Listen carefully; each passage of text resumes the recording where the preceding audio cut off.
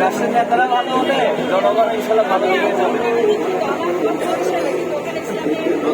অসুবিধা নেই, আপনি এখানে এখানে আছেন, তাকে ঠিক আছে,